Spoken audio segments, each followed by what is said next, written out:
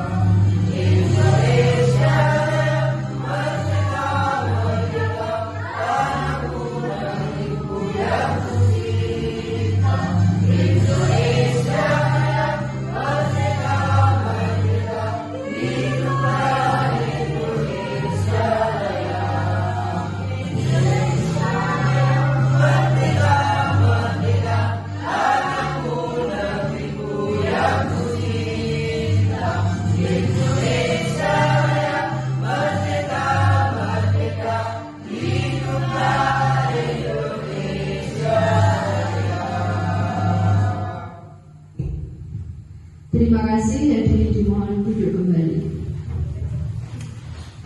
Untuk acara selanjutnya adalah sambutan dari Bapak Kepala Sekolah. Untuk kepada beliau Bapak Kusairi, saya persilakan.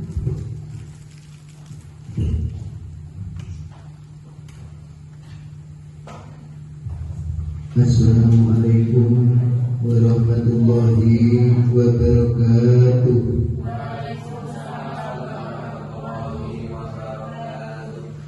Bismillah, alhamdulillah, wassalatu wassalamu ala rasulillah, wala haula wala quwwata illa billah, amma ba'du. Yang saya hormati, yang saya banggakan, Kuliah Lutfiatur Rahmah SPD selaku calon guru penggerak Bapak Ibu beserta tenaga pendidikan yang saya hormati. Pertama, marilah kita panjatkan puji syukur kehadirat Allah Subhanahu wa Ta'ala, yang mana pada pagi hari ini kita mendapat nikmat taufik hidayah serta inayahnya. Kita dapat melaksanakan kegiatan, yaitu menyebarkan pemahaman modul 1.4 budaya positif. Kedua kalinya sholawat serta salam mugi kunjungan junjungan kita Nabi Agung Muhammad Sallallahu Alaihi Wasallam, yang mana mudah-mudahan kita mendapat syafaat yaumul qiyamah. Amin Allahumma. Bapak Ibu yang saya hormati, yang pertama saya bangga merupakan punya guru, calon guru penggerak. Mudah-mudahan untuk adanya guru penggerak ini bisa meningkatkan kualitas pembelajaran di SD Cabang 3, dan sebagai contoh untuk Bapak Ibu yang lain, mudah-mudahan menjadi dorongan atau keinginan untuk mengikuti calon guru penggerak seperti Bulia Nurdiatur Rahmah SPD di awal dari pertama kali di SD Cabang 3. Ini kita banggakan karena sebentar lagi kita mempunyai guru penggerak. Ini adalah merupakan guru yang berpotensi untuk memberi dorongan, memberi contoh, memberi teladan untuk Bapak Ibu guru yang lain, bisa memajukan satuan pendidikan di bidang akademik maupun bidang karakter untuk anak-anak semua. Bapak Ibu yang saya hormati, di sini nanti setelah Bulia berhasil menjadi guru penggerak, harapan Bapak Bu saya sebagai kepala sekolah SD Cabang 3, karena ini ada hubungannya sebagai guru, selain menguasai akademik dan karakter itu perlu sekali ditambah dengan etika. Jadi nanti setelah berhasil menjadi guru penggerak, jangan merasa itu sombong, lebih pandai, lebih menguasai apapun, tetapi kita makin yang baik adalah kita menjaga etika, ya saling menghormati, saling menghargai dengan guru yang lain. Saya sebagai kepala sekolah, mungkin kepala sekolah dan Bapak Ibu guru itu manusia biasa, berarti ada kelebihan dan kekurangan. Kita sebagai kepala sekolah mengharapkan dengan adanya guru penggerak, jadi di sekolah SD Cabang 3 ini sejawat atau sesama guru berkolaborasi, kerjasama, berdiskusi, mana yang terbaik, mana yang kurang baik, kita saling mengisi, saling menambah pengalaman-pengalaman dari Bapak Ibu guru semua. Nanti yang mandigani berarti saya banggakan, yaitu Bulia sebagai guru penggerak itu mendorong teman-temannya untuk ikut mengikuti ke depan, tahun-tahun depan ini. Mudah-mudahan nanti guru penggerak ini dari SD Cabang 03 bertambah, ya, tidak hanya Bulia saja, tapi nanti bertambah mulai dari guru kelas 1 sampai guru kelas 6. Ini satu-satunya yang saya banggakan. Mudah-mudahan ini nanti dalam proses ini bisa berjalan lancar dan berhasil sukses menjadi guru penggerak yang berkualitas. Itulah harapan Bapak Kepala Sekolah SD Cabang 03. Itu yang saya sampaikan, kurang lebihnya mohon maaf. Wabillahi taufik wal hidayah. Wassalamualaikum warahmatullahi wabarakatuh.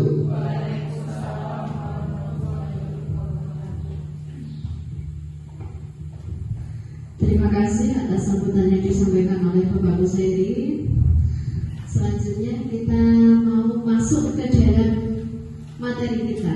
Nah, sebelumnya saya di sini tidak ada niat untuk menggurui Bapak Ibu semuanya. Saya di sini hanya ingin menyampaikan salah satu tugas yang diamanahkan kepada saya dalam pendidikan guru penggerak ini. Saya ditugaskan untuk menyebarkan apa yang saya pelajari di modul 1.4 ini tentang budaya positif kepada rekan-rekan guru semuanya yang ada di SD Cabang 03 ini. Jadi di sini saya tidak merasa saya yang paling pintar. Nah, jadi saya bukan merasa yang paling pintar. Saya di sini hanya ingin sharing kepada Bapak Ibu guru semua tentang apa yang sudah saya pelajari di dalam modul 1.4 ini.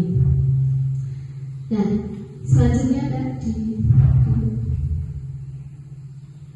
Nah, sebelum kita masuk ke materi, ayo kita main-main dulu.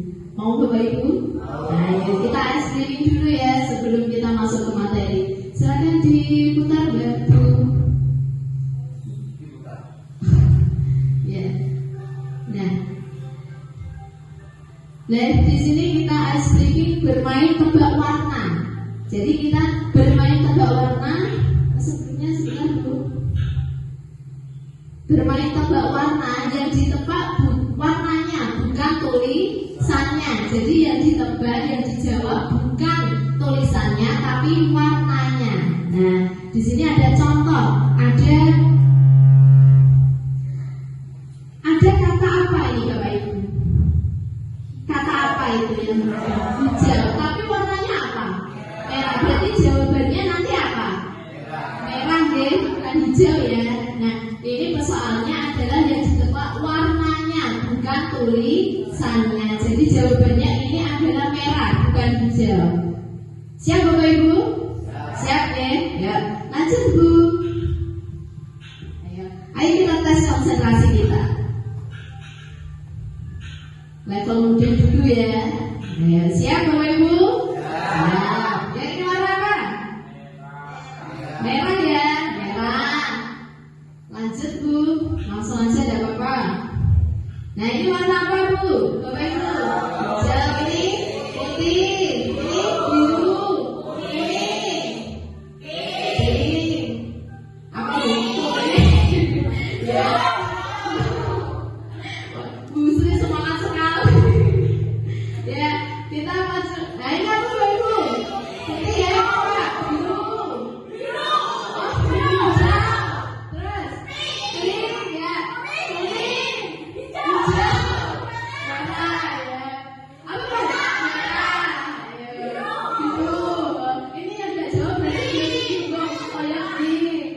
Nah ini yang agak sulit. Ayo masuk semangat atau tidak ya tes konsentrasi kita.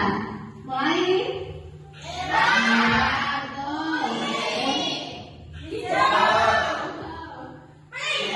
Ini bukan hijau ya.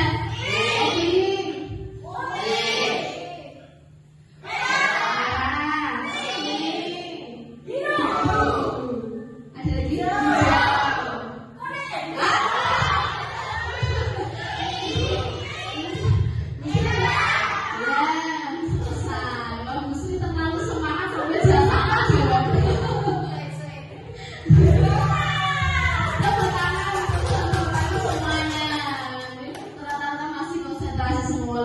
Sudah siap ya. Yang selanjutnya kita lanjutkan Bu di slide selanjutnya.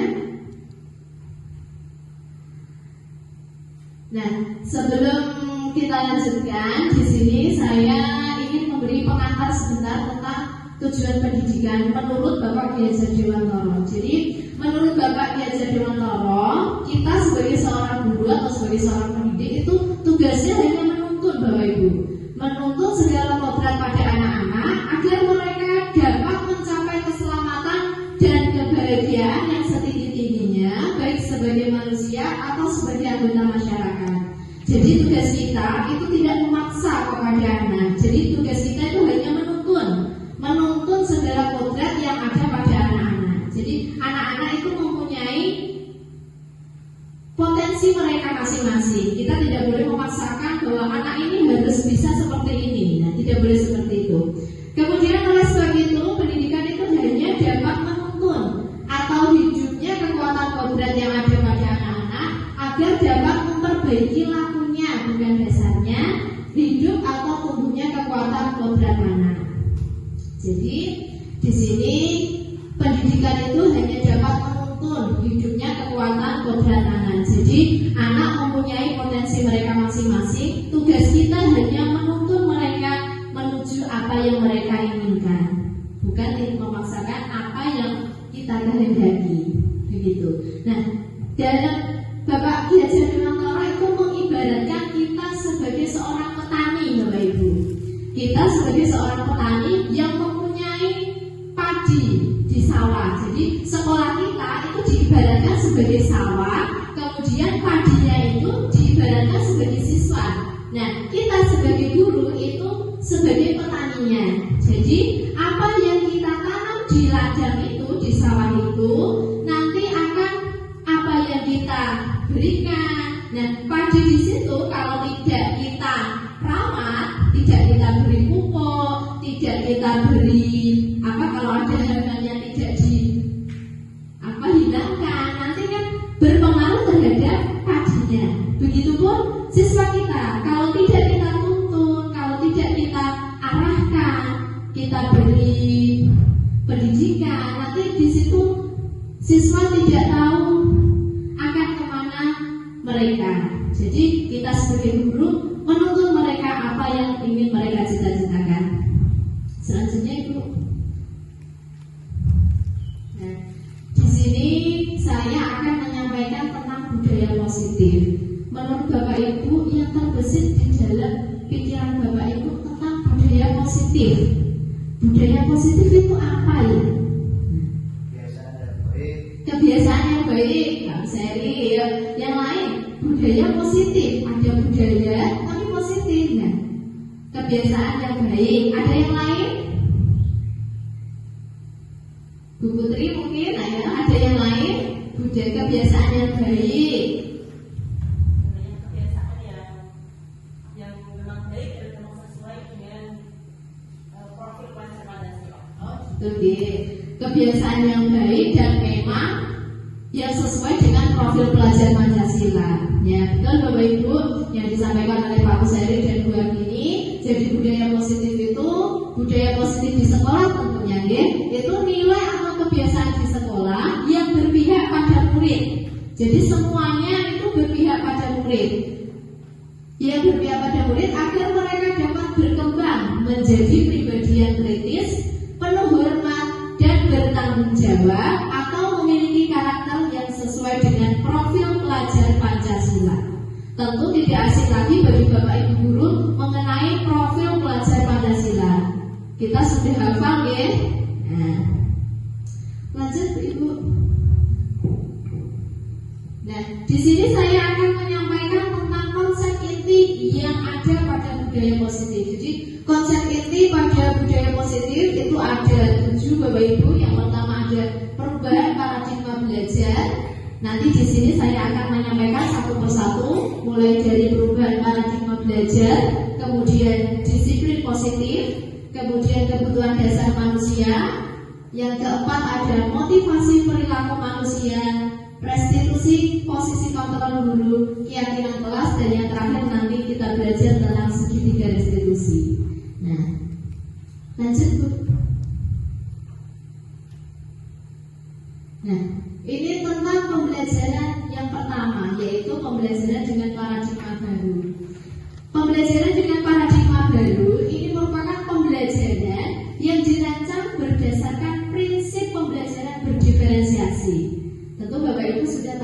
pembelajaran berdiferensiasi.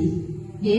Nah, sehingga para peserta didik belajar sesuai dengan kebutuhannya berdasarkan tahap perkembangan sesuai teori psikologi modern untuk mewujudkan profil pelajar Pancasila. Bapak Ibu sudah hafal profil pelajar Pancasila? Pasti hafal. Mau kita nyanyi sebentar? Mau. Semangat atau tidak? Semangat. Kita nyanyikan sama-sama profil pelajar Pancasila. Siap? Ya, 1, 2, 3. Pelajar Pancasila beriman dan bertakwa pada Tuhan Yang Esa dan berakhlak mulia, berkebinekaan global, gotong royong mandiri, kreatif dan bernalar kritis. Tepuk tangan untuk Bapak Ibu semuanya. Ya, itu jadi pembelajaran dengan paradigma baru, yaitu pembelajaran yang berdasarkan prinsip pembelajaran berdiferensiasi, kemudian sesuai dengan teori psikologi modern untuk mewujudkan profil belajar Pancasila. Sekarang perubahan paradigma belajar. Nah, dalam membangun budaya positif ini, Bapak Ibu, sekolah dapat menyediakan lingkungan yang positif. Jadi, kita untuk membangun budaya yang positif di sekolah kita, itu nanti sekolah dapat menyediakan lingkungan yang positif, aman tentunya, dan nyaman agar siswa mampu berpikir, bertindak, dan mencipta dengan merdeka, mandiri, dan bertanggung jawab. Jadi sekolah menyediakan lingkungan yang sehat, yang nyaman, yang positif, dan juga aman agar anak-anak ini mereka mau berpikir, mau bertindak atau mencipta itu mereka happy. Jadi mereka nyaman. Kemudian disiplin ini sangat berkaitan dengan kontrol guru. Jadi disiplin itu sangat berkaitan dengan kontrol guru terhadap siswa. Mungkin contoh seperti ini, Bu. Mungkin anak datang tepat waktu, itu termasuk disiplin ya, Bu. Tapi dia datang tepat waktu itu karena dikontrol oleh guru. Nah, jadi dia melakukan disiplin itu karena motivasinya adalah dia takut nanti kalau dimarahi guru. Nah, jadi ini disiplin sangat berkaitan dengan kontrol guru terhadap siswa. Tapi nanti beda. Nah, seorang siswa itu nanti diharapkan dia datang ke sekolah tepat waktu itu harus dari motivasi internalnya mereka sendiri. Jadi sesuai dengan kehendak mereka sendiri, bukan dari motivasi dari luar atau eksternal. Nah, di sini saya ada permainan sebentar. Nanti coba berdua ya. Anda dan teman Anda akan melakukan kegiatan cobalah buka. Permainannya namanya cobalah buka. Anda sebagai A dan teman Anda nanti sebagai B. Nah, coba Anda bayangkan nanti sebelumnya yang A ini dia tugasnya adalah mengepalkan tangan. Nah, yang A nanti tugasnya adalah mengepalkan tangan. Coba nanti Anda bayangkan bahwa Anda menyumbang sesuatu yang sangat berharga di dalam kepala tangan Anda. Jadi umpamakan yang ada pada kepala tangan Anda ini, umpamakan mungkin di sini ada harga diri, ada keluarga, atau apapun itu yang menurut Bapak Ibu paling berharga ada di genggaman Bapak Ibu. Nah, terus Anda nanti perlu menjaga benda tersebut sekuat tenaga Anda, karena begitu pentingnya untuk kehidupan Anda. Pokoknya ini nanti jaga jangan sampai direbut oleh orang lain. Nah, nanti tugas yang B, yang satunya tugas yang B, rekan Anda nanti mencoba dengan segala cara untuk membuka kepala tangan Anda. Jadi tugasnya yang B nanti berusaha untuk mengambil atau merebut, ya betul Bu Sri. Nanti tugas yang B itu tugasnya merebut apa yang dimiliki oleh si A. Nah, teman Anda yang B nanti boleh membujuk, boleh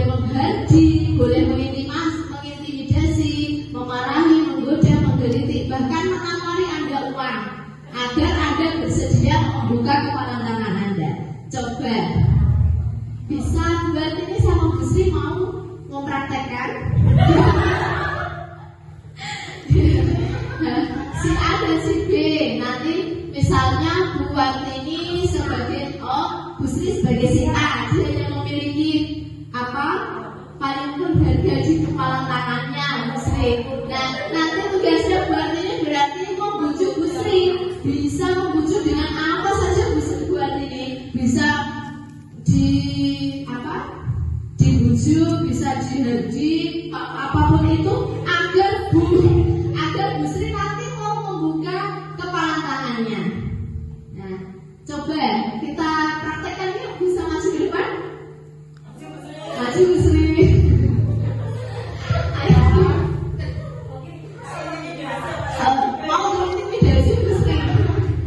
Nah, ini Bu Sri jadi si A, berarti yang ada di kepala tangannya Bu Sri apa ya? Satu tangan aja, ya. Apa Bu Sri? Yang paling berharga di tangan Bu Sri? Apa Bu Sri? Oh, jodoh. Ya. Berarti yang di tangannya Bu Sri ini adalah ada jodohnya ya. Nah, berarti jodohnya Bu Sri mau direbut buat ini. Jodohnya Bu Sri mau direbut buat ini. Ayo coba buat ini mau melakukan apa ini? Mau membujukkan nanti Bu Sri mau membuka apa tidak ya kira-kira ya? Nah, yang dilakukan buat ini apa ya kira-kira? Juga segala cara mau diajak berantem ini? Enggak ya? Oh enggak. Mau diintimidasi katanya tadi. Mau dibujuk-bujuk, apa mau Bu Sri? Buka dong. Gimana? Bu Sri.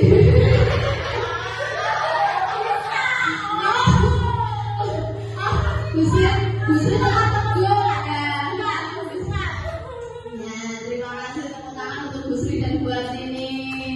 Berarti ini Bu Sri tetap teguh pada pendiriannya. Dia tidak mau melepaskan jodohnya kepada buat ini. Nah Bapak Ibu, jadi ini hubungannya apa ya Bapak Ibu? Nah, di sini tentang posisi kontrol kita dulu. Kita hanya yang bisa mengontrol diri kita adalah diri kita sendiri, bukan orang lain. Jadi apa yang kita punya tidak bisa dikontrol orang lain. Jadi Bu Sri tadi punya jodoh tadi ya. Dia yang hanya dia yang bisa mengontrol dirinya. Dia mau membuka atau mau memberikan atau mau tetap di bawah itu kan haknya Bu Sri. Jadi yang bisa mengontrol diri kita adalah diri kita sendiri, bukan orang lain. Begitu. Nah, ini tentang miskonsepsi tentang teori kontrol Bapak Ibu yang disampaikan oleh Dr. William Glaser. Jadi tentang posisi kontrol tadi, teori kontrol yaitu ilusi. Ini miskonsepsi. Jadi ilusi mengontrol murid. Kemudian ada ilusi bahwa semua penguatan itu positif dan bermanfaat. Jadi semua penguatan itu positif dan bermanfaat. Itu salah Bapak Ibu, itu hanya ilusi. Kemudian ilusi bahwa orang dewasa itu berhak memaksa. Nah ini yang ketiga. Terus ilusi yang keempat yang disampaikan oleh Bapak William Glaser yaitu ilusi bahwa kritik dan membuat merasa bersalah itu mampu menguatkan karakter. Nah ini adalah miskonsepsi yang disampaikan oleh Bapak Dr. William Glaser. Lanjut Bu. Nah jadi Bapak Ibu mengubah paradigma stimulus respon ke pendekatan teori kontrol.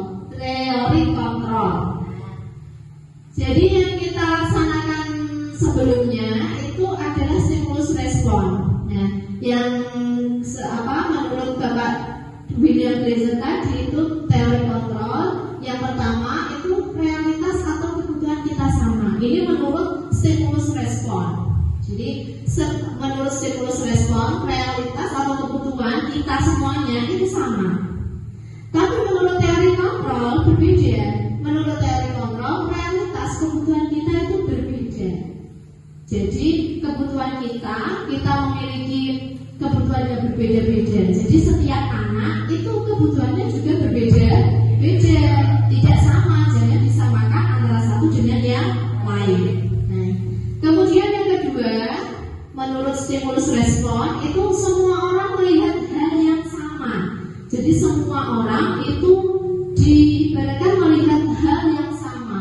Tapi menurut teori kontrol itu setiap orang memiliki gambaran yang berbeda-beda. Jadi setiap anak itu pasti tidak semua anak itu tidak melihat hal yang sama.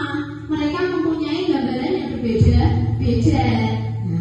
Nah, di teori kontrol itu memang setiap orang itu memiliki gambaran yang berbeda-beda. Untuk yang ketiga yaitu kita mencoba mengubah orang agar berpandangan sama dengan kita. Ini menurut stimulus respon. Jadi kita mencoba mengubah orang agar berpandangan sama dengan kita. Jadi memaksa orang untuk berpandangan sama dengan kita. Kemudian menurut teori kontrol ini kita berusaha. Jadi kita tidak mencoba mengubah, tapi kita berusaha untuk memahami pandangan orang lain tentang dunia. Jadi tidak memaksa atau mengubah orang agar berpandangan sama dengan kita, tapi kita berusaha untuk memahami pandangan orang lain. Jadi saling memahami, tidak memaksakan orang untuk berpandangan sama dengan kita.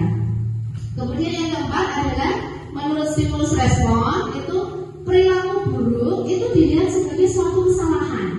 Jadi kalau ada perilaku buruk itu pasti adalah kesalahan. Contoh, anak tadi datang terlambat. Nah, kalau menurut stimulus respon datang terlambat itu merupakan kesalahan. Nah, itu dulu. Tapi menurut teori kontrol itu semua perilaku itu memiliki tujuan. Jadi anak itu terlambat itu pasti ada alasannya. Nah, itu jadi tidak mempunyai alasan. Anak-anak melakukan kesalahan itu pasti ada sesuatu yang mereka butuhkan. Mungkin dia terlambat karena semalam membantu ibunya, atau yang lain yang mungkin memang dia datangnya terlambat. Jadi dia datang terlambat itu pasti ada alasannya. Jadi tidak boleh kita kalau siswa berperilaku buruk itu harus dicap sebagai kesalahan. Itu tidak. Kemudian orang lain bisa mengontrol saya. Nah ini tadi, orang lain bisa mengontrol saya. Itu kalau guru, biasanya dulu itu guru bisa mengontrol murid. Nah pada teori kontrol itu hanya Anda yang bisa mengontrol diri Anda sendiri. Jadi tidak ada orang yang bisa mengontrol diri Anda. Yang bisa mengontrol diri Anda adalah diri Anda sendiri. Kemudian selanjutnya adalah saya bisa mengontrol orang lain. Ini hampir sama nih Bapak Ibu. Saya bisa mengontrol orang lain itu menurut stimulus respon. Tapi menurut teori kontrol ini Anda tidak bisa mengontrol orang lain. Tadi sama, yang bisa mengontrol hanya diri kita. Kemudian selanjutnya pemaksaan ada pada saat bujukan gagal. Jadi kalau pada saat bujukan gagal itu jadi kita memaksa. Itu pada stimulus respon. Tapi pada teori kontrol kita melakukan kolaborasi Bapak Ibu. Kolaborasi dan konsensus menciptakan pilihan-pilihan baru. Jadi kita kolaborasi, kita bisa berkomunikasi dengan guru-guru yang lain atau dengan siswa, dan konsensus ini mencapai kesepakatan. Kita sepakat untuk menciptakan pilihan-pilihan baru. Jadi diajak untuk kolaborasi. Kemudian yang terakhir adalah model berpikir menang kalah. Kalau biasanya menang kalah itu guru yang menang, siswa yang kalah. Ini menurut stimulus respon. Tapi untuk menurut teori kontrol itu model berpikirnya menang-menang. Jadi kita sama-sama menang-menang. Jadi tidak ada yang menang kalah. Jadi kita sama dengan siswa. Lanjut Bu. Nah, lanjut yaitu tentang disiplin positif. Apa makna disiplin menurut Bapak Ibu? Disiplin. Nah, disiplin itu apa nih? Ada yang mau menyampaikan pendapatnya? Disiplin itu artinya apa ya?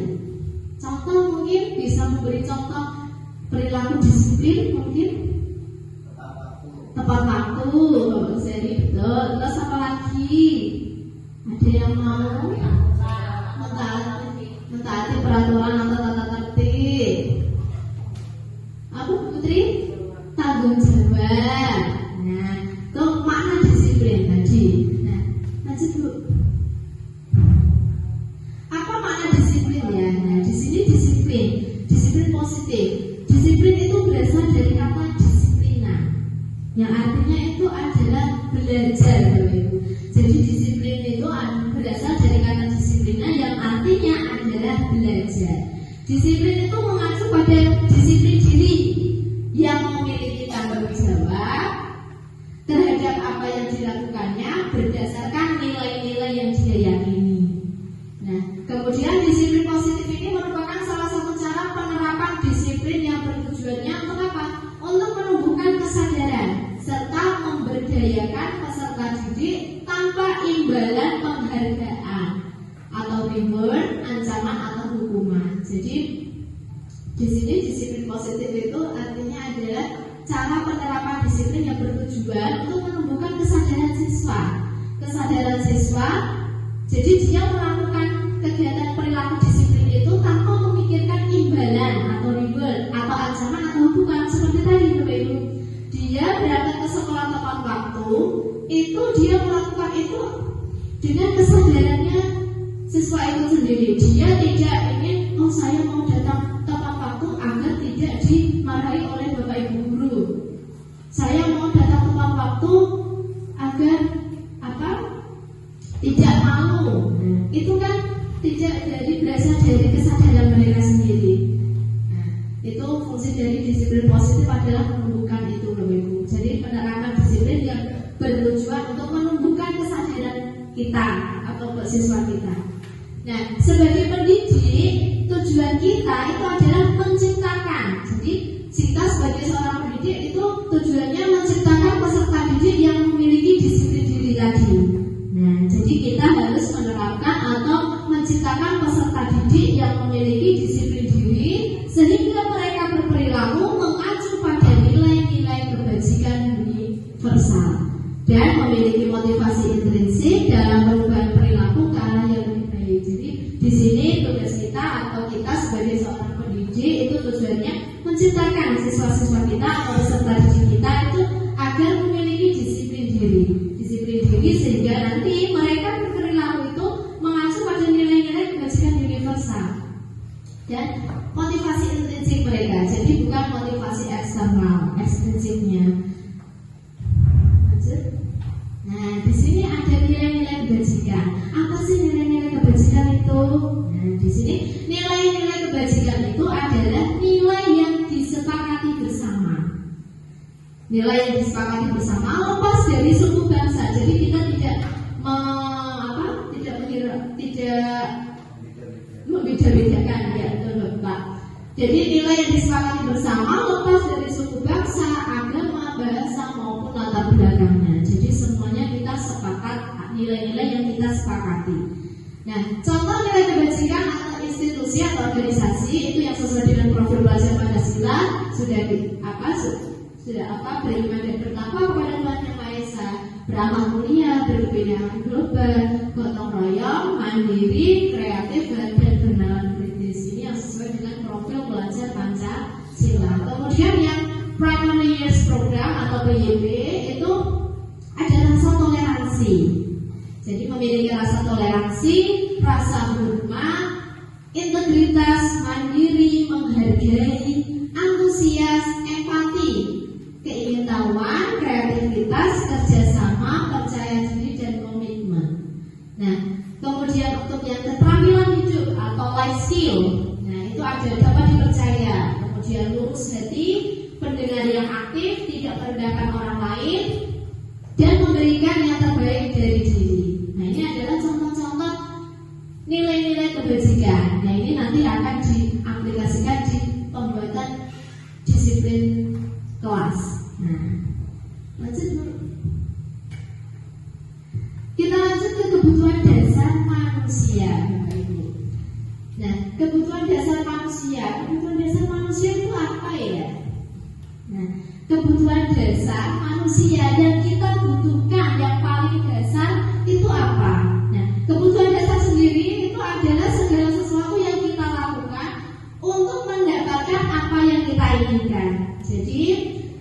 kebutuhan dasar itu adalah segala sesuatu apapun itu yang kita lakukan untuk mendapatkan apa yang kita inginkan. Jadi semua tindakan yang kita lakukan itu pasti memiliki tujuan tertentu, entah itu tindakan yang benar, entah itu tindakan yang salah, semuanya itu memiliki yang namanya tujuan. Pasti perilaku itu ada tujuannya, entah itu salah, entah itu benar. Dan semua usaha terbaik yang kita lakukan dalam rangka usaha terbaik yang kita lakukan ini adalah dalam rangka agar kebutuhan dasar kita terpenuhi dengan baik. Jadi mungkin ini maksudnya bagaimana Bapak Ibu? Di sini kita melakukan mungkin perilaku atau tindakan yang salah. Nah, di situ pasti tindakan yang salah itu ada alasannya, ada tujuannya. Dia melakukan itu pasti ada tujuannya. Nah, tujuannya itu, usahanya itu dia berperilaku seperti itu adalah untuk dalam rangka apa? Memenuhi kebutuhan dasarnya yang belum terpenuhi. Jadi dia melakukan hal tersebut itu tujuannya agar kebutuhan dasarnya yang belum terpenuhi itu agar terpenuhi. Dia mungkin contoh nih Bapak Ibu, mungkin ada siswa yang setiap biasanya kan kalau kelas tinggi membawa bekal nih Bapak Ibu. Mungkin ada salah satu siswa yang setiap hari itu kalau siang meminta bekal temannya, selalu setiap siang meminta bekal temannya. Teman-temannya ini mengadu kepada Bapak Ibu guru wali kelasnya, Bu, kalau saya setiap siang itu contoh aja, dia selalu minta bekalku. Nah, perilaku yang meminta bekal ini mungkin dia memiliki tujuan tertentu. Dia ingin mencapai kebutuhan dasarnya. Jadi kebutuhan dasarnya itu belum terpenuhi, akhirnya dia meminta bekal atau meminta temannya seperti itu. Nah, itu pasti ada kebutuhan yang belum terpenuhi. Nah, kebutuhan apa itu? Nah, di sini ada contoh kasusnya Bapak Ibu. Jadi di sini ada Ibu Dina, guru kelas 6 di SD Harapan Bangsa, sedang bingung menghadapi ulah salah satu murid di kelas yang bernama Ali. Nah, beberapa anak telah datang dan memerlukan Ali yang seringkali meminta bekal makan siang mereka dengan paksa. Jadi memintanya itu tidak secara halus tapi dengan paksa. Nah, otomatis nanti yang dimintai kan akan merasa kesal ya Bapak Ibu kalau dipaksa. Kalau mungkin memintanya dengan baik, mungkin tidak. Nah, ini dimintai dengan secara paksa. Dan jika Anda menghadapi situasi seperti itu Dina, apa yang akan Anda lakukan? Menurut Anda, kira-kira apa alasan Anda melakukan hal itu? Nah, di sini siapa yang mau bercerita atau mau menyampaikan pendapatnya? Kira-kira kalau sebagai Bu Dina, apa yang ingin Bapak Ibu lakukan kalau menghadapi peserta didik yang seperti Ali tadi? Ada yang mau menyampaikan? Ada yang mau berpendapat? Mungkin? Bagaimana ya kalau ada siswa kita yang seperti Ali, bagaimana tindakan kita? Apakah dimarahi atau diberi apa gitu? Nah, menurut Anda kira-kira alasannya Ali melakukan itu apa? Ada yang mau menyampaikan? Oh, buat ini silakan. Baik, terima kasih. Kalau misalnya saya mendapati murid yang seperti itu, mungkin pertama kali yang saya lakukan yaitu apa istilahnya ya, bicara empat mata dengan Ali. Bicara dari hati ke hati dengan Ali, menanyakan alasan apa, kenapa dia tidak pernah membawa bekal. Mungkinkah di rumah ibunya bekerja atau gimana, tidak sempat masak atau gimana. Dan kalau mungkin alasan seperti itu kan mungkin saya bisa memberikan solusi dengan cara mungkin kalau waktu istirahat itu beli jajannya yang ringan-ringan, selain nasi atau apa yang mengenyangkan supaya tidak setiap hari itu minta temannya. Gitu. Terima kasih. Terima kasih untuk Bu Artini. Tahu sekali Bu Artini. Jadi mungkin ya kita kan tidak tahu alasannya Ali melakukan itu. Mungkin saja yang disampaikan Bu Artini itu betul. Mungkin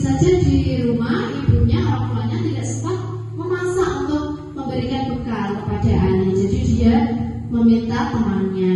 Nah, solusinya tadi untuk Alif mungkin kalau mau istirahat bisa beli jajan yang berat-berat deh, ya tidak jajan ringan tapi jangan seperti nasi seperti itu agar tidak minta temannya. Nah, lanjut Bu. Nah, di sini ada 5 kebutuhan dasar manusia. Jadi kebutuhan dasar manusia itu ada 5 Bapak Ibu. Yang pertama itu adalah bertahan hidup. Pasti manusia itu butuh yang namanya bertahan hidup. Nah, kemudian ada kasih sayang dan rasa diterima. Kemudian penguasaan, kebebasan dan juga kemenangan. Nah, ya kesenangan, mohon maaf. Bertahan hidup. Jadi bertahan hidup itu bisa berupa makanan. Jadi kita bertahan hidup bisa berupa makanan, pakaian, tempat tinggal, keamanan dan juga kesehatan. Itu termasuk ke dalam bertahan hidup. Kebutuhan dasar yang pertama yaitu bertahan hidup. Kemudian kalau kebutuhan dasar manusia yang kedua yaitu kasih sayang dan rasa diterima. Itu biasanya contohnya adalah rasa diterima, anak ini dipedulikan, mau berbagi, kerjasama, atau menjadi bagian dari kelompok. Ini rasa kasih sayang dan juga rasa diterima. Kemudian kebutuhan dasar yang ketiga itu adalah penguasaan, Bapak Ibu. Jadi harga diri atau keinginan untuk dianggap atau memimpin, berprestasi, diakui dan didengar itu termasuk ke dalam penguasaan, kebutuhan dasar penguasaan. Kemudian yang kebutuhan dasar yang keempat adalah kebebasan. Jadi anak itu perlu mandiri, jadi memiliki pilihan, mencoba hal baru, mampu mengendalikan ke arah dirinya, mengendalikan arah dirinya. Jadi itu adalah kebebasan. Kemudian yang kelima adalah kesenangan. Jadi kesenangan di sini bisa berupa bermain, humor, kemudian antusiasme dan juga tertawa. Nah, tadi untuk yang kasus yang Budina dan Ali tadi, kira-kira yang dibutuhkan oleh Ali kebutuhan dasar yang mana? Ada yang mau menyampaikan? Bu Samini mungkin? Kira-kira dari kasusnya Budina dan Ali tadi, kebutuhan dasar yang belum terpenuhi oleh Ali adalah apa? Bertahan hidup. Oh, Pak Usari bertahan hidup. Ada yang lain? Kasih sayang dan rasa diterima. Ada lagi?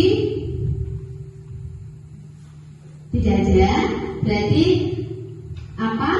Jadi yang dibutuhkan apa kebutuhan dasar yang belum terpenuhi oleh Ali tadi mungkin bertahan hidup. Kemudian tadi ada kasih sayang dan rasa ingin diterima. Ini saling berkaitan ya Bapak Ibu. Kalau meminta tadi, meminta makan itu mungkin kita ada di sini, di makanan. Nah, makanan ini kan termasuk untuk bertahan hidup. Jadi kebutuhan dasar yang belum terpenuhi oleh Ali adalah bertahan hidup. Seperti itu.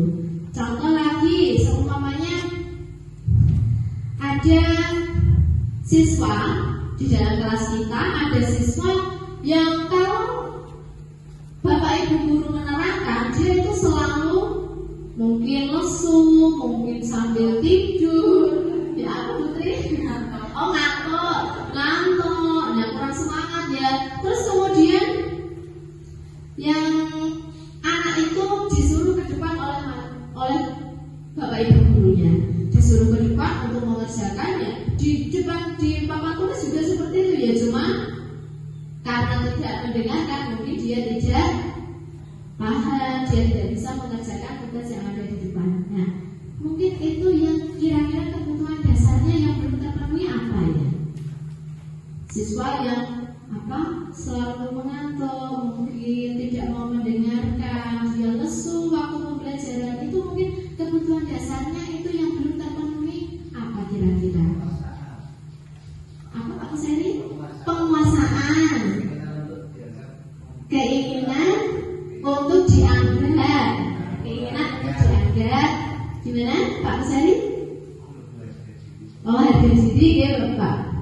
Jadi keinginan termasuk penguasaan. Nah, jadi keinginan untuk dianggap bisa, untuk keinginan untuk dianggap. Nah, tapi yang paling itu adalah rasa ingin diterima, kasih sayang. Dia membutuhkan kasih sayang. Jadi apa?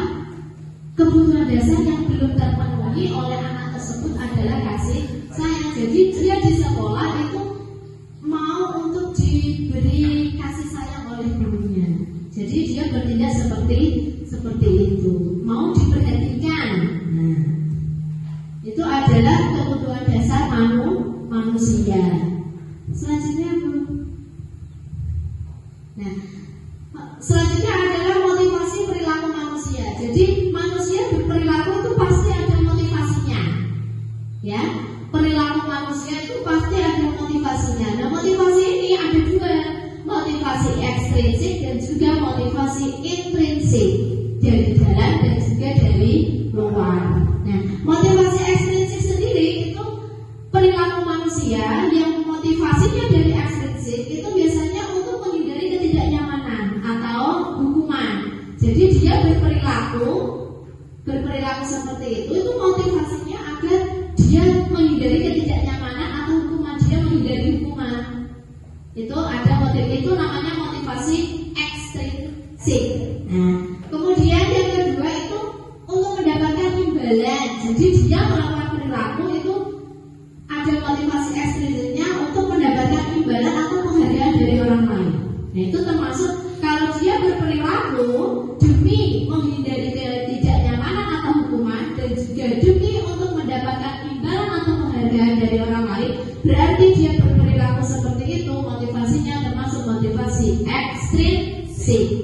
Seperti tadi yang saya ucapkan tadi, kalau anak melakukan yang tadi berangkat tepat waktu, kalau dia berangkat tepat waktu itu hanya untuk menghindari hukuman, berarti dia motivasinya masih motivasi dari ekstrinsik. Nah, dari luar. Nah, kemudian yang motivasi intrinsik ini adalah untuk menjadi orang yang mereka inginkan. Jadi untuk menjadi orang yang mereka inginkan dan menghargai diri sendiri dengan nilai-nilai yang mereka percaya. Tadi nilai-nilai kebajikan tadi ya. Jadi itu motivasi intrinsik untuk menjadi orang yang mereka inginkan. Jadi dari dirinya sendiri dia melakukan itu, mau masuk tepat waktu itu dari dorongan dalam hatinya. Jadi mau menjadi diri sendiri. Itu termasuk motivasi intrinsik. Dan diharapkan siswa-siswa kita ini memiliki motivasi intrinsik ini. Jadi dia berperilaku tidak untuk menghindari hukuman atau tidak untuk mendapatkan imbalan, tapi dia berperilaku itu demi dirinya sendiri. Itu yang kita harapkan ada pada diri murid-murid kita. Jadi bukan dari motivasi ekstrinsiknya, tapi yang kita harapkan dia berperilaku demi untuk dari motivasi intrinsik itu sendiri. Nah, di sini ada hukuman, konsekuensi, dan restitusi.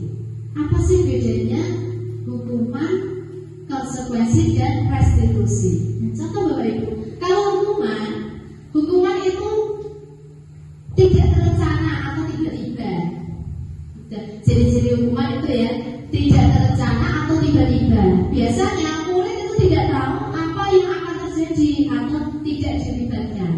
Kemudian bersifat satu arah, artinya dari guru langsung ke murid. Kemudian berupa hukuman fisik atau psikis, itu hukuman. Contoh, Ali datang terlambat, kemudian Bapak Ibu guru menghukum Ali, menyuruh Ali lari keliling lapangan sebanyak 10 kali. Itu termasuk hukuman. Kenapa? Karena langsung terjadi tiba-tiba. Ali tidak tahu kalau dia terlambat nanti akan disuruh lari lapangan. Nah, itu termasuk hukuman. Kemudian konsekuensi. Beda dengan hukuman. Kalau konsekuensi itu terencana atau disepakati. Jadi kita sudah sepakat antara guru dan murid, kalau nanti kamu terlambat sekolah nanti akan seperti ini. Jadi antara kedua belah pihak, antara guru dan murid itu sudah sepakat, sudah disepakati dan sudah terencana sesuai dengan sudah direncanakan, guru tahu, murid pun tahu apa akibatnya kalau dia berperilaku salah. Kemudian murid tetap dibuat tidak nyaman. Jadi murid tetap dibuat tidak nyaman. Kemudian sikap guru selalu memonitor murid. Jadi selalu memantau murid. Contohnya kalau konsekuensi itu biasanya kalau kan sudah disepakati bersama antara guru dan murid. Apabila nanti kamu mencoret-coret buku temanmu, nanti berarti kamu harus membersihkan. Ada konsekuensinya. Kalau kamu mencoret-coret buku teman kamu, berarti kamu harus membersihkan bukunya. Nah, itu termasuk konsekuensi, beda dengan hukuman. Kemudian restitusi. Nah, restitusi ini beda Bapak Ibu. Restitusi itu proses menciptakan kondisi bagi murid untuk memperbaiki kesalahan. Jadi anak itu memperbaiki kesalahannya. Kemudian proses kolaboratif, jadi kita kolaboratif, tidak sendiri-sendiri. Kolaboratif yang mengajarkan murid untuk mencari solusinya sendiri. Jadi anak diarahkan, kalau kamu berperilaku seperti ini, apa yang harus kamu lakukan agar menjadi lebih baik. Jadi anak diarahkan, kita kolaborasi dengan anak. Diarahkan agar kamu bisa menjadi lebih baik, kira-kira apa yang harus kamu lakukan agar tidak seperti itu. Mungkin lebih seperti itu kalau restitusi. Lanjut Bu. Nah, ayo kita berlatih bersama-sama. Nanti jawabannya hukuman atau konsekuensi. Yang pertama, soal pertama, mencatat 100 kali di dalam buku kalimat saya tidak akan terlambat lagi. Karena terlambat ke sekolah. Siapa yang mau jawab? Bisa ini atau bisa? Hukuman. Ya, kita simpan dulu jawabannya. Bisa ini berarti hukuman. Kemudian soal yang kedua, lari mengelilingi lapangan basket 2 kali karena terlambat dari sekolah. Itu apa? Hukuman ya, hukuman lagi. Kemudian yang ketiga, membersihkan coretan yang dibuatnya di meja tulis. Konsekuensi. Nah, berarti hukuman konsekuensi ya. Kemudian murid diminta untuk push up 15 kali karena tidak menggunakan masker ke sekolah. Hukuman. Kemudian menggantikan kertas tugas teman yang telah dicoret-coret. Konsekuensi. Kemudian berjemur di lapangan basket pukul 12-nya karena mengobrol dengan teman. Konsekuensi. Nah, terus kemudian gimana?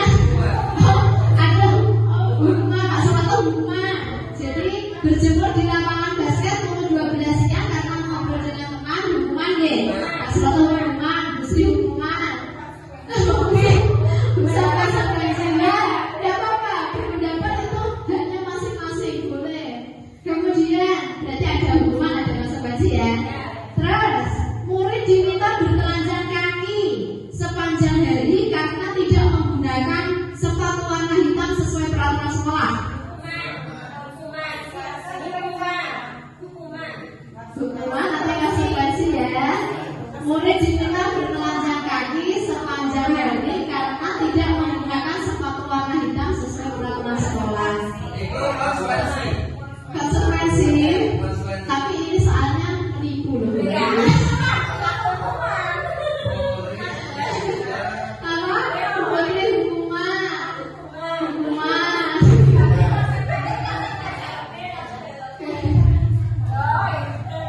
Memang agak sulit membedakan terencana sama tidak terencana itu. Saya awalnya juga begitu. Ini terencana tapi kok aduh ya nah. Itu saya sendiri juga begitu waktu mempelajari itu. Sudah direncanakan. Nah, ada kata-kata tadi loh Pak ya. Sudah direncanakan tadi. Nanti kita lihat. Terus selanjutnya berdiri di depan kelas sambil mengangkat kaki satu karena tidak menjawab pertanyaan. Hukuman. Berarti tadi hukuman, konsekuensi,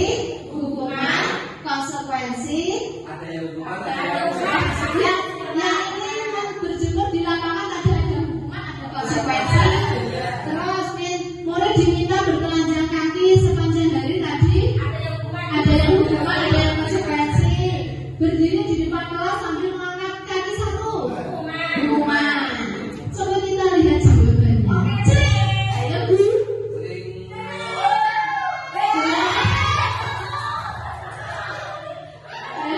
Ini jawabannya Bapak Ibu. Jadi mencatat 100 kali di dalam kalimat itu betul tadi ya. Hukuman itu termasuk hukuman.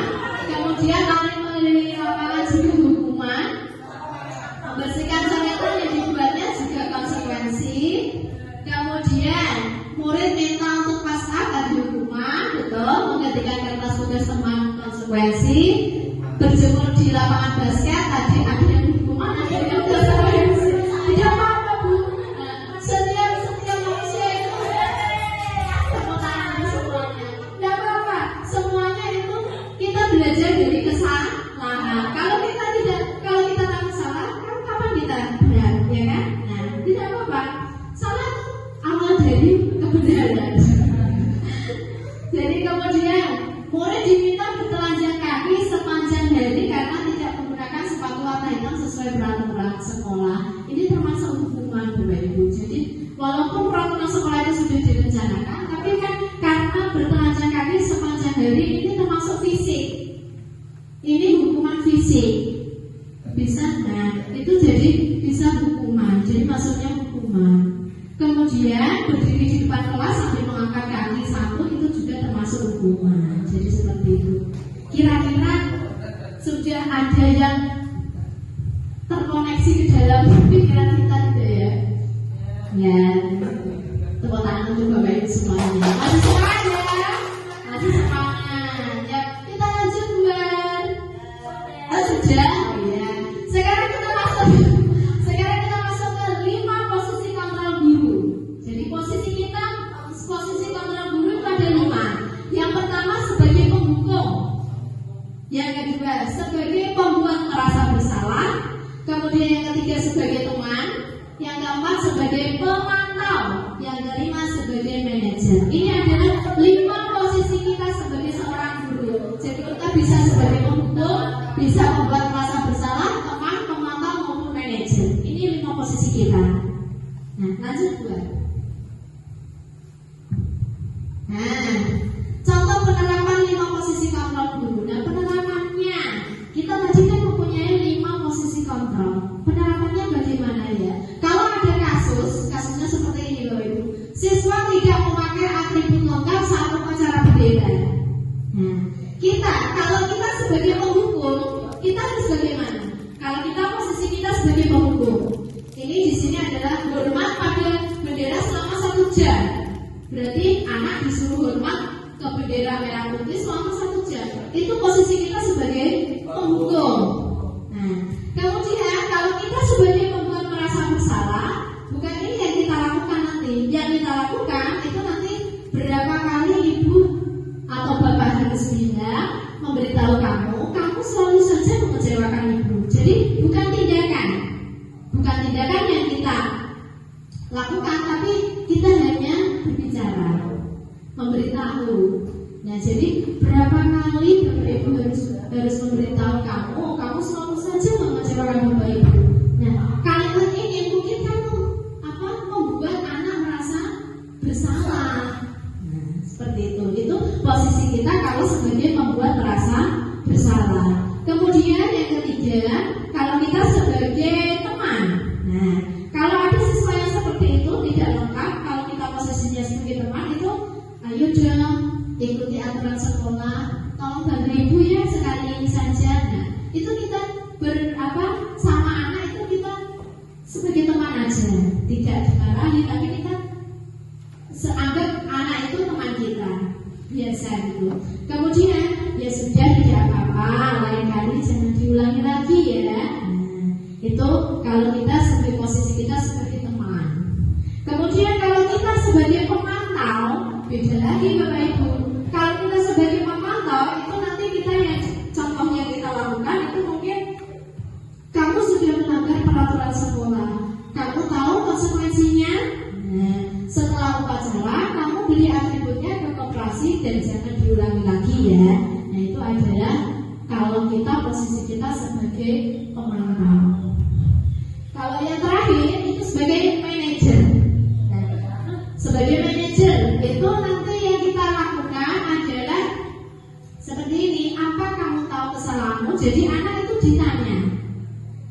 harus ada nih Bapak Ibu.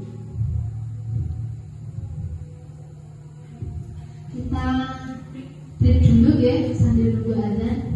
Juga tadi yang manajer Bapak Ibu. Jadi kita menuntut anak untuk mengetahui kesalahannya apa, kemudian kira-kira bagaimana kamu memperbaiki kesalahanmu. Jadi anak dituntut untuk menentukan cara untuk memperbaiki kesalahan. Ini posisi kita sebagai manajer. Oke, sudah ya Bapak Ibu, kita lanjut ke posisi kontrol. Apakah aku? Nah, tadi ada 5 posisi kontrol: penunggu, pembuat merasa bersalah, teman, kemudian pemantau dan manajer. Kira-kira saya kecewa sekali dengan kamu. Ini apa kira-kira? Saya kecewa sekali dengan kamu. Kira-kira apa ya? Gak apa-apa, cuma kamu salah Bapak Ibu. Saya kecewa sekali dengan kamu. Nah, ini termasuk membuat merasa bersalah. Lanjut. Yang kedua adalah kamu tidak pernah benar melakukannya. Ini apa Bapak Ibu? Membuat merasa bersalah juga. Kamu tidak pernah benar melakukannya. Membuat merasa bersalah. Nah, lanjut. Apa rencanamu untuk menyelesaikan masalah ini? Manajer, ya. Kemudian, ayolah lakukan demi Bapak Ibu ya, sebagai teman ya. Terus, kamu tidak pernah mendapatkan nilai jika tidak mengerjakan tugas.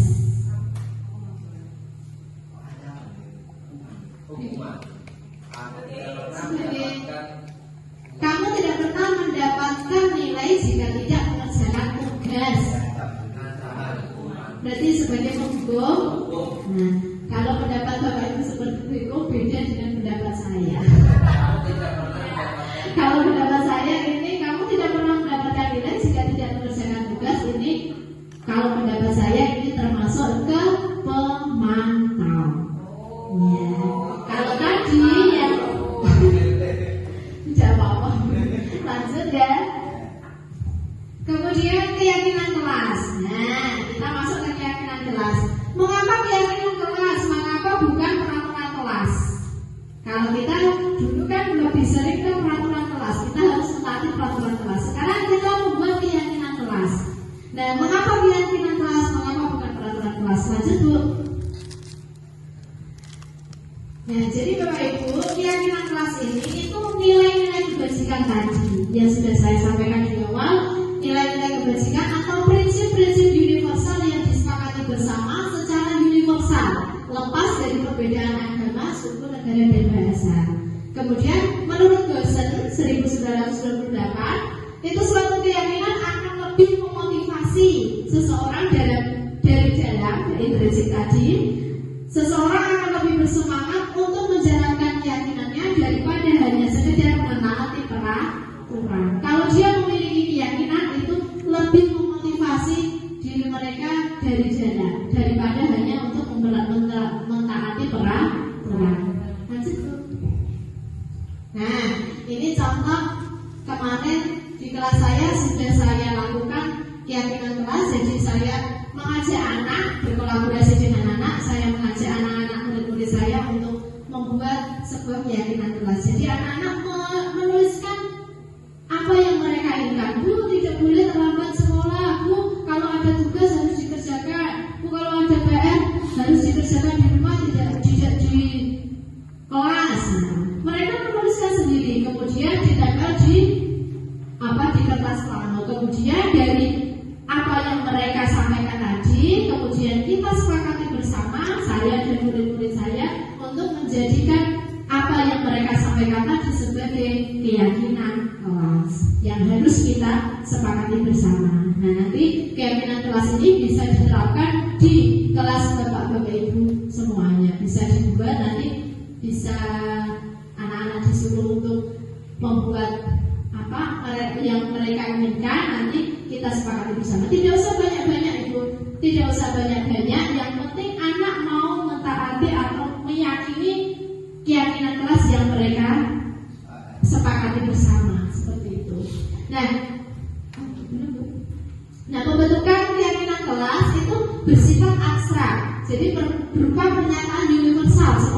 tadi ada menghargai, ada disiplin, dan seperti itu. Jadi tidak berupa harus masuk tepat waktu. Jadi tidak seperti itu.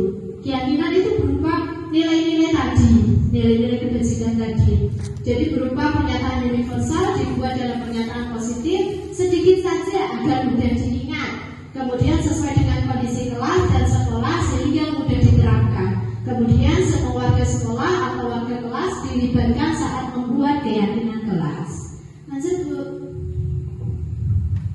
Nah, jadi ini ada sebuah kembalikan barang ke tempatnya. Ini nilai kebajikan yang dituju kira-kira apa Bu?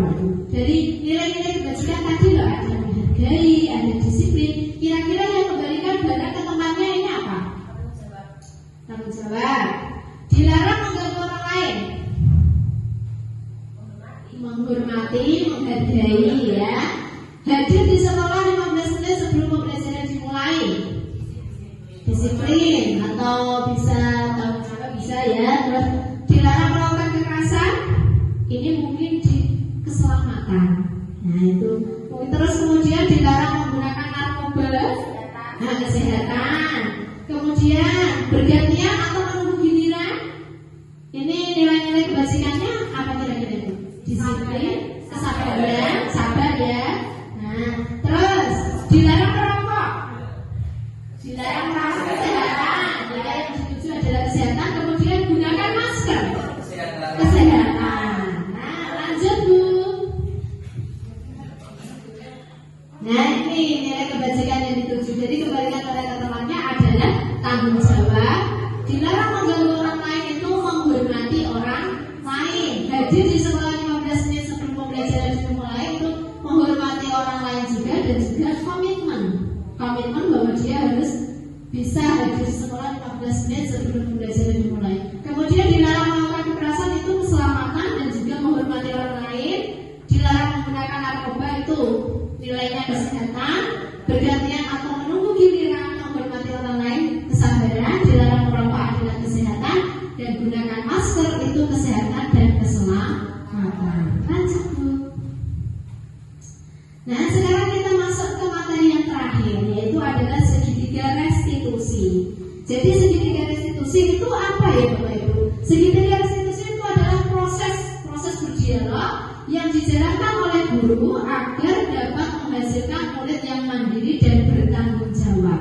Jadi di segitiga restitusi itu ada 3 langkah yang akan kita laksanakan, yang harus dilaksanakan. Yang pertama adalah menstabilkan identitas.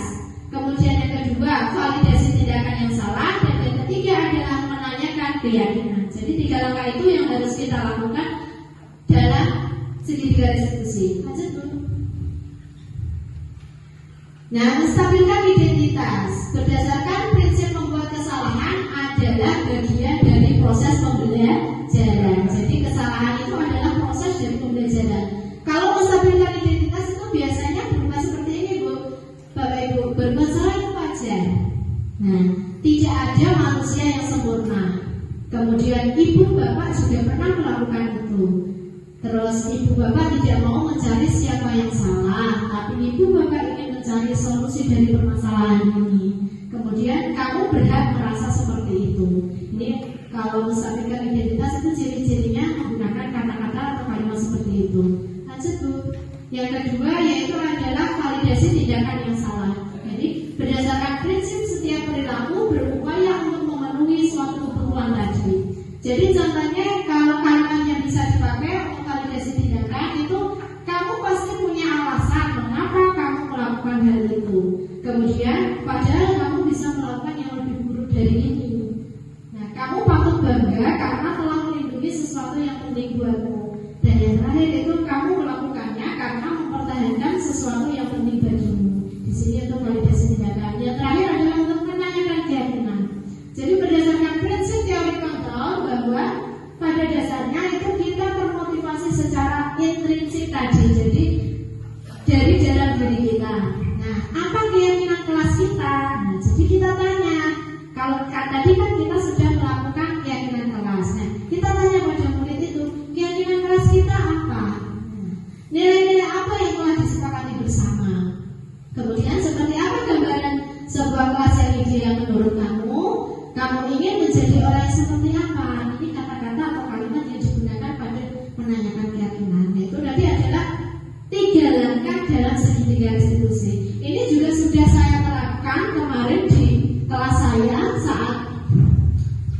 Ya, Bapak contoh penerapan segitiga restitusi. Ini tidak terdengar nih Bapak Ibu.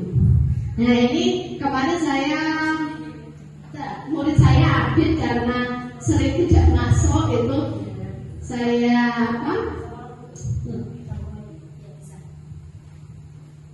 Nah itu tadi kegiatan saya segitiga restitusi seperti itu Bu. Bisa di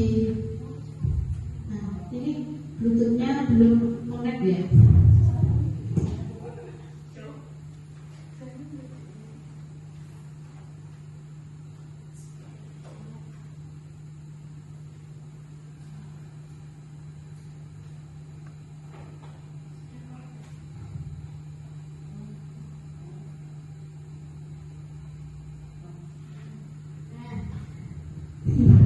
Nah ini Bapak Ibu segitiga restitusi yang telah saya lakukan bersama murid saya.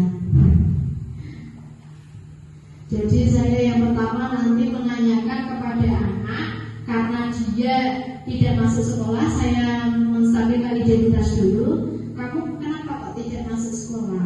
Sering tidak masuk sekolah itu alasannya dia setiap malam itu berbeda. Setiap malam tidurnya larut malam sehingga dia bangunnya kesiangan. Karena kesiangan ini dia tidak berangkat sekolah karena telat, dia mau akhirnya tidak berangkat. Nah, seperti itu. Kemudian nah itu ini yang itu apa soundnya ya. Oh bukan.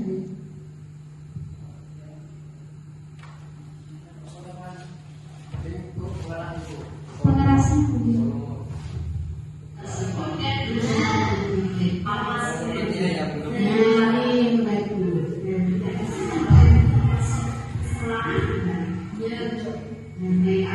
Berbuat kesalahan itu memang manusiawi. Setiap manusia pasti melakukan kesalahan. Yang penting kita bisa belajar dari kesalahan tersebut dan berusaha berubah. Setuju ya? Habis kita cari solusinya ya. Habis sudah sering tidak masuk sekolah. Kenapa sih tidak masuk sekolah? Karena kayaknya kemudian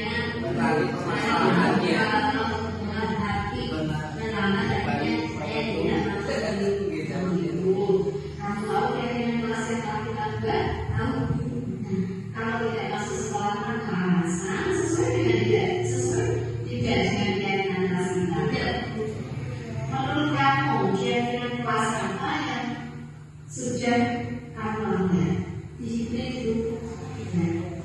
Menurut kamu disiplin itu penting tidak? Penting itu karena buat saya tidak lagi berangkat sekolah itu sekali lagi. Rasa ke sekolah itu sangat penting. Karena apa? Agar kamu tidak tertinggal pelajaran yang di sekolah. Yang itu saya mengucapkan mohon maaf dan penting tidak masuk sekolah. Ya tidak apa-apa. Sikapnya sangat baik sudah kamu lakukan itu dengan cara meminta maaf. Apa yang akan kamu lakukan agar kamu terbiasa itu termasuk validasi tiga satu dan tidak berkaitan untuk paling dapat keluarga tidak terjemah nanti saya tidak tahu untuk masuk sekolah. Mereka sekarang kamu sedang menemukan solusinya ya. Nanti juga akan bersama dengan teman-temanmu supaya kamu lebih lagi bersama. Setuju? Terima kasih ya. Sekarang kamu boleh kembali ke kelas. Selamat ibu. Nah itu tadi contoh segitiga restitusi yang saya lakukan terhadap murid saya. Jadi dia aktif itu tidak masuk kelas karena kesiangan tadi dia malu kalau dia terlambat akhirnya dia tidak masuk. Nah itu seperti itu tadi. Dan kira-kira ada yang mau ditanyakan terhadap apa pemaparan saya tadi? Tidak ada ya Bapak Ibu. Kalau tidak ada itu tadi pemaparan yang saya sampaikan. Nanti kalau ada yang mau ditanyakan bisa kita diskusikan bersama lebih lanjut untuk hari-hari ke depannya.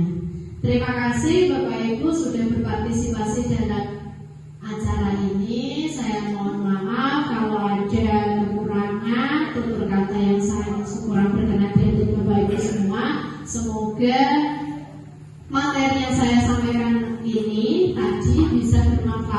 dan bisa kita jalankan di sekolah kita, dan kita bisa membuat budaya positif di sekolah kita. Terima kasih Bapak Ibu, saya kurang lebihnya saya mohon maaf. Wabillahi taufiq wal hidayah. Wassalamualaikum warahmatullahi wabarakatuh.